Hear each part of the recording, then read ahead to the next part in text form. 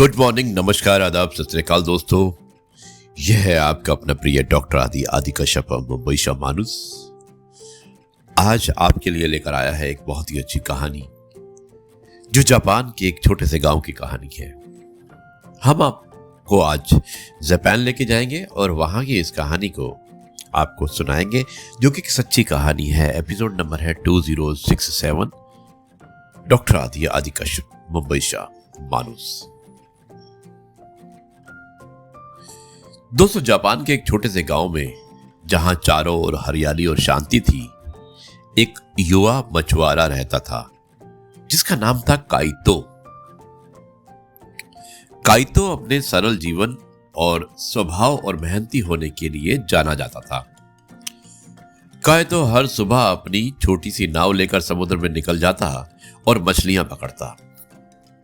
काइतो का मानना था कि हर जीव का सम्मान करना चाहिए और वो कभी भी अपनी जरूरत से ज्यादा मछलियां नहीं पकड़ता था। एक दिन काइतो समुद्र में था तो उसने देखा कि एक बूढ़ा आदमी किनारे पर बैठा उदास दिख रहा था। काइतो अपनी नाव लेकर उस बूढ़े आदमी के पास गया और पूछा कि क्या हुआ चाचा, आप इतने परेशान क्यों दिख रहे हैं? बूढ़े आदमी ने बताया कि मेरा नाम हिरोकी है और मैं किसान हूं और मेरा सारा फसल बाढ़ में बह गया है। अब मेरे पास अपने परिवार को खिलाने के लिए कुछ भी नहीं रहा। इतना सुनकर हिरोकी की आंखों में आंसू आ गए। काइतो को हिरोकी की बातें सुनकर बहुत दुख हुआ। हालांकि काइतो खुद भी बहुत अमीर नहीं था, लेकिन उसने तुरंत अपनी नाव से और नाव में से सबसे अच्छी मछली निकालकर दे दी। हिरोकी को उसने मछलियों को सौंप दिया और उसने कहा कि चाचा, ये मछलियां ले जाओ, इनसे आपके परिवार का पेट भर जाएगा और चिंता मत करो, मेहनत करने वालों को भगवान कभी अकेला नहीं छोड़ता। हिरोकी ने काइतो को धन्यवाद दिया और मछलियां लेकर घर चला गया। काइतो ने इस घटना के बारे में ज्यादा कुछ नहीं सोचा और अपने काम में लग गया।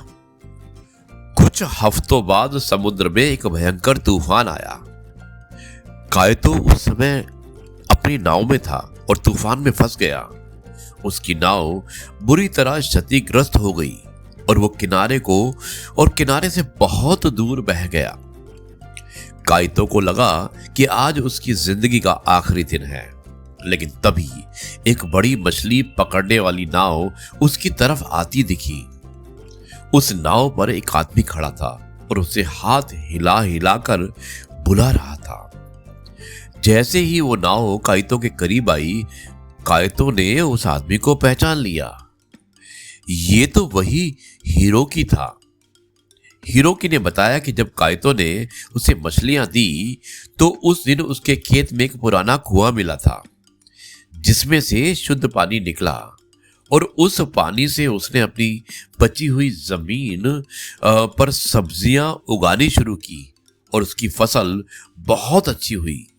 उसने कुछ पैसे बचाकर एक बड़ी नाव खरीदी और अब वो बहुत बड़ा मछुआरा बन गया था। हिरोकी ने कहा कि काइतो, तुमने मेरी मदद की थी जब मैं मुश्किल में था।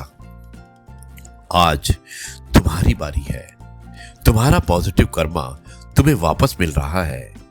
हिरोकी ने काइतो को अपनी नाव में चढ़ाया, उसकी क्षतिग्रस्त नाव को भी खींचा और उसे सुरक्षित किनारे तक पहुंचाया। काइतो ने हिरोकी का शुक्रिया अदा किया और उसे गले लगाया।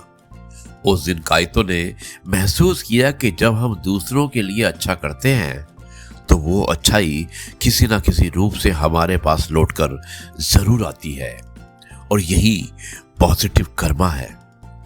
दोस्तों, ये कहानी हमें सिखाती है कि हमारे छोटे से छोटे दयालुता के कार्य भी बड़े परिणाम ला सकते हैं। जब हम निस्वार्थ भाव से दूसरों की मदद करते हैं तो हम ब्रह्मांड में एक सकारात्मक ऊर्जा भेजते हैं जो अंततः हमारे लिए भी अच्छा करती है। तो हमेशा अच्छा करते रहिए और आपका पॉजिटिव कर्मा आपके साथ रहेगा। आज के लिए इतना ही। मुंबई शा मानुस के अगले एपिसोड में फिर से मिलेंगे। तब तक के लिए आपसे कहते हैं जय गुरु जी, शुक्राना गुरु जी।